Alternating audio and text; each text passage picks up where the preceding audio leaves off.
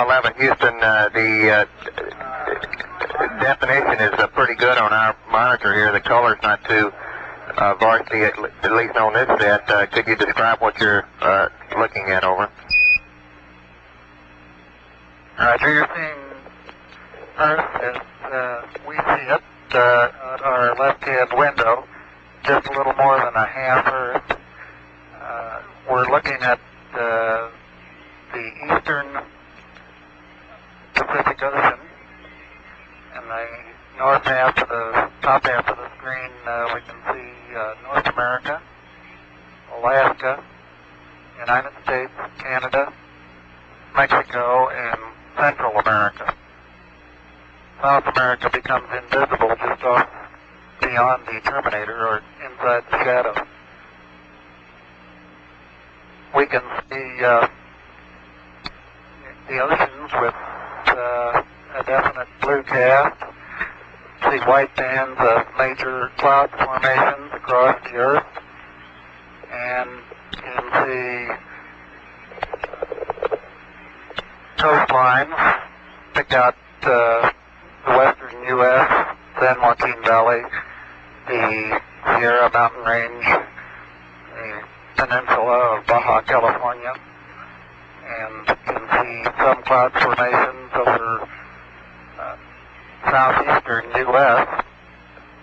There's one definite mild storm southwest of Alaska, looks like about 500 to 1,000 miles, and another very minor storm showing the south end of the screen near the a long way south of the equator, probably 45 degrees or more south latitude. Can pick out the browns in the landforms pretty well. The greens do not show up very well. Some green showing along the northwestern coast of the United States and northwestern coast of Canada. Roger, 11. It's a pretty good picture on clarity here. We're having, can you tell us, it appears to us that there are two distinct cloud formations trending east-west, one approximately about along the equator and one around 30 or so south latitude. Could you tell us exactly where those cross the land masses, over?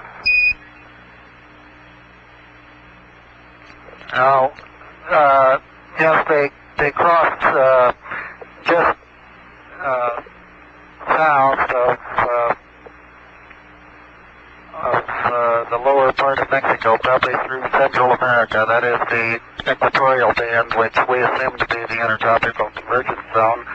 The other band, which is about 30 south, actually seems to appear to join equator at the far left, or just beyond the horizon on the left edge of Earth, or at least looks like it's going to join it. We don't have an explanation for that banding. Roger, Neil. Thank you. It also appears that just to the left of the terminator, up in the northern hemisphere, there's a cloud band trending, a gap in the clouds trending northwest, southeast. It appears to us that comes in about over the northern United States, or perhaps the central United States. Is that about correct, over?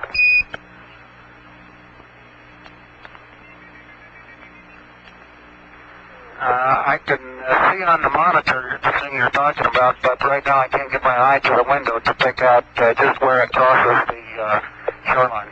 Roger.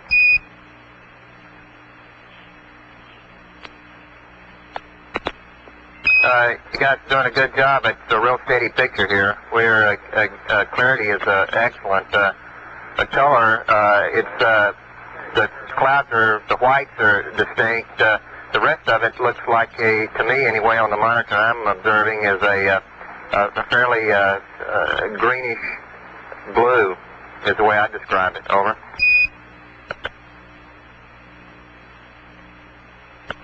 It appears that the... we can't observe... observe much green. from the spacecraft. Roger. On this monitor, the land masses appear to be just a darker grayish color rather than a brown. Well, it's true that we do not have the depth of color at this range that we enjoyed at 50,000 miles out. However, the oceans still are a definite blue, and the continents are generally brownish in cast, although it is true that they're tending more toward gray now than they were at the closer ranges. Roger, 11. We've been, I've just been vectored to another monitor, and sure enough, the browns are coming in a lot more distinctly on the iodophore that we have up on our screen in the control center. Over.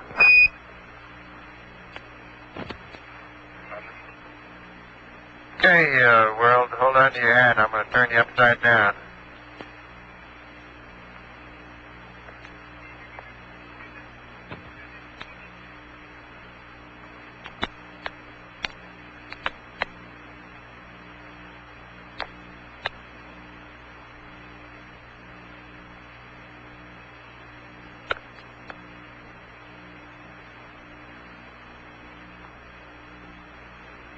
Yeah, 11, that's a pretty good roll there.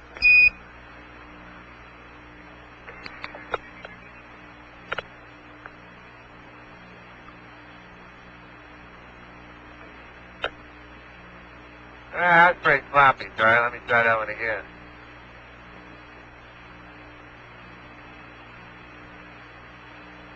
You'll never beat out the Thunderbird.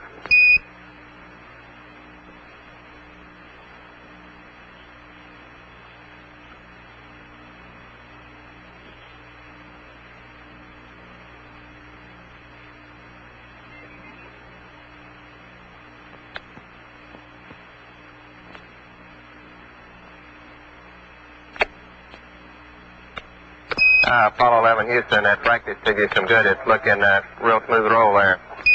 But spoke too soon.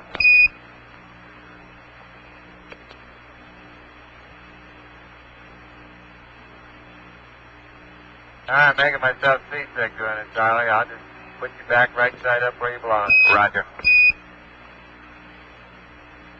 You don't get to do that every day.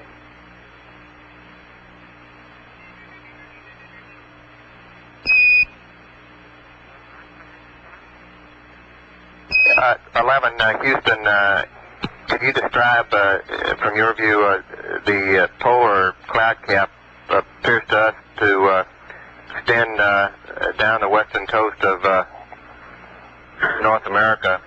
Would you estimate how far it extends down? Over.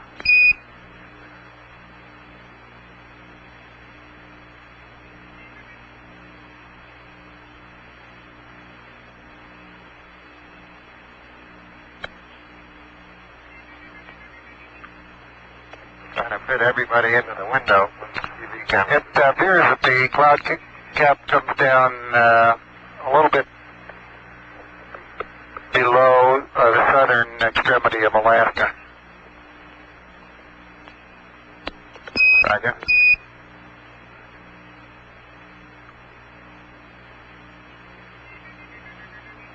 We've 11. We've lost our picture here now.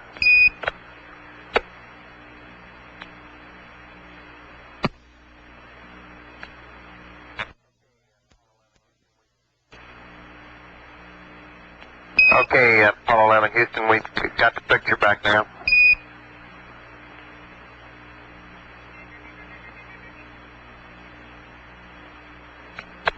Unfortunately, we only have one window that has a view of the Earth, and it's filled up with a TV camera, so your view now is probably better than ours is. Roger, we copy. 11 Houston, if you could comply, we'd like to see some smiling faces up there. If you could give us some interior views, I'm sure everybody'd like to see you. Over. Okay, we'll reconfigure the TV for that. Roger.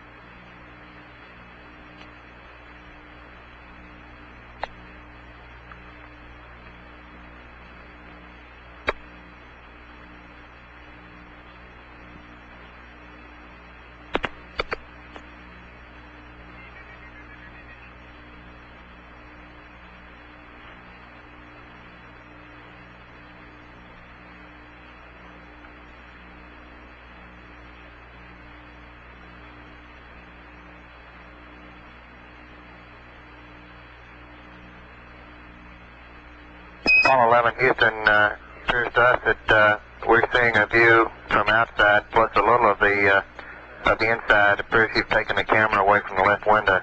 Now over. That's correct. We're moving it back and reconfiguring for interior lighting. Roger.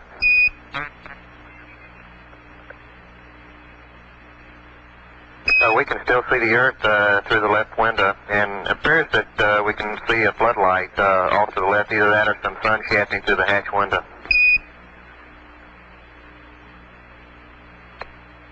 It's a floodlight. Now we're coming in. Can't quite make out who that is.